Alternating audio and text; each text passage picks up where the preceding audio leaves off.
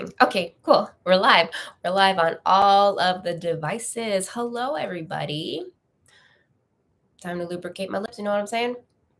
It's been a funny side note. It has been a funny winter here in Texas.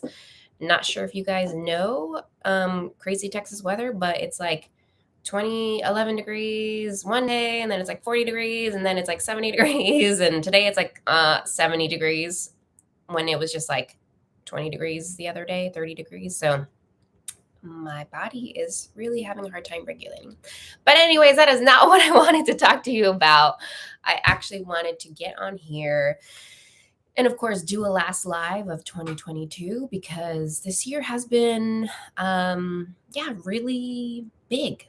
And hopefully it's been big for you. I think every year when you reach a milestone of like getting to the end, it's like, wow, you look back and you realize the things that might have been small or might have been, kind of things that you just look over, like you realize you're like, oh, wow, those things were actually pretty pivotal and, milestones of some sort. So hopefully you've had that realization recently and that you've been able to kind of celebrate your path through this year. But yeah, this year, 2022, we're in a time of transition right now to get into 2023. And so, of course, this time is really filled with a lot of like reflection, looking back to see what the year taught us, what it brought us through, where we are now. And then also as far as introspection, like, okay, tapping into ourselves, like what have we learned? What are the lessons that we learned? How have we grown? What have we accomplished? And patting ourselves on the back for the little things, because every step is a step in the right direction, right? And then also it's the season of intention, right? So 2023 is right around the corner, literally. And so now it's kind of like forcing us to look ahead and to set an intention and a goal as far as like what we want to accomplish for the next year. So yeah, a lot of good things are happening right now. And so I hope y'all are tapping into that. As dance artists, like I think that we're prone to being really like stuck in this space where we're like thinking about things and, kind of sitting in our juices. That sounds gross, but you get what I'm saying. And, we just kind of stay in this like ethereal space. That's kind of a big word, but fuzzy space, fluffy space, whatever you want to say.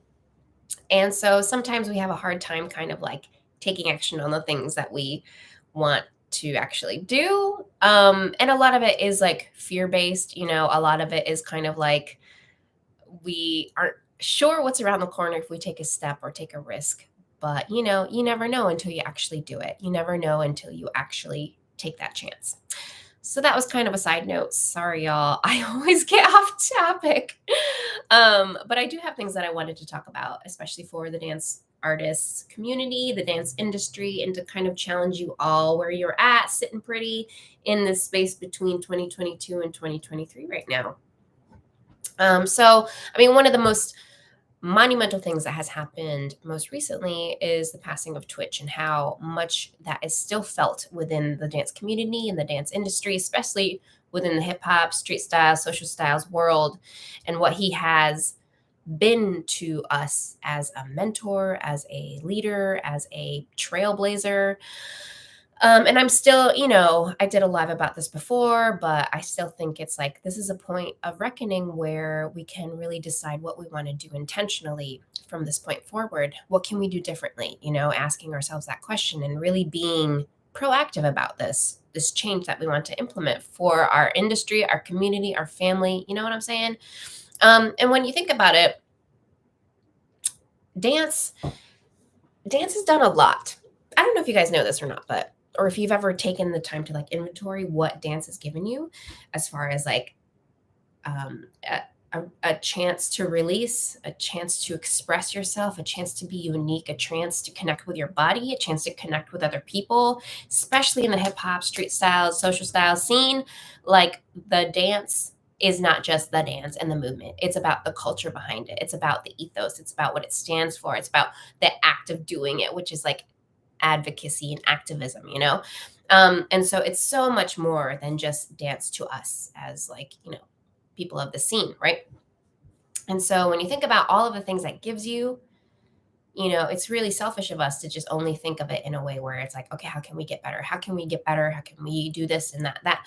And so in this time, I want to kind of challenge you guys, right, to think about how, first of all, think about all the things that dance has given you, community wise, culture wise, creatively, everything personally, and figure out how you can take this year to kind of do something to give back.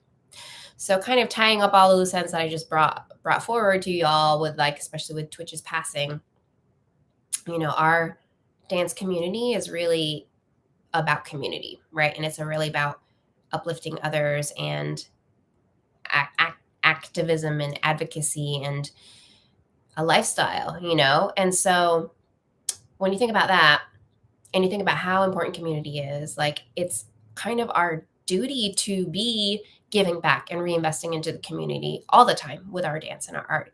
So I kind of wanted to challenge you guys. I know that dance can be very tempting in the sense that it can be very self-gratifying, where we like do it because it feels good or it makes us look good and makes us like, oh yeah, like we're so badass and stuff like that. But beyond that, like, what can we do? What can we create, or what can we trigger to help us reinvest back into dance and reinvest back into the community that has so generously given us so much? And it's not that because we are obliged to do it, but it's because we want to, and it's healthy for us. Like, community and society and, like, connections within the human race, right, is important for our wellness and our health and our happiness. That's like what we're supposed to be doing. So even in the dance world, it's even more fine-tuned because of this connection that we have through our art form that is our expression, right? And so I like to use the analogy of, like, of a lake versus a river. So when you think about a lake, sometimes lakes, if they don't have anything that's coming into them, like a water source or anything that's going out, like a river, and that lake is just, it's like standing on its own, doing its own thing, then most of the time, I'm sure you've seen it. You've probably crossed a lake or two that has been kind of icky, right? And just becomes super stagnant and super gross and super, like, overgrown and nasty, right? And there isn't any life that comes from it because of this, like, nothing going in, nothing going out, right? But then when you look at a river or a lake that has a river that's going into it and then it goes out of it, this flow, this energy of, like, receiving and then giving and receiving and giving, like, this lake all of a sudden is on fleek because it is actively having this amazing flow. And so as artists, we are always trying to approach this flow state within our dance, right? But how about we approach this flow state with how we give and receive from the community and from the art form and from the culture? How can we do that? Because it's good for our health and wellness. Like, we don't want to be the stagnant lake that just, like, sits by itself and, like, doesn't have any sort of input or output, right? We want to be that lake and that body of water that has things going in and out, and there's life, there's fishies, there's, like, microorganisms, there's, like, plant life, there's all of that stuff happening, and that feels way better, right? And so that's kind of like, if we think of ourselves as that little body of water in our dance and in our life and in our art and in our business, like, how can we keep it going? How can we pay it forward? And to circle back to, like, Twitch's story, it showed us a lot of, like, where the gaps are in, like, how we want to show up for each other in the community, and how much kindness and grace that we want to afford people and not hold people on a pedestal, right?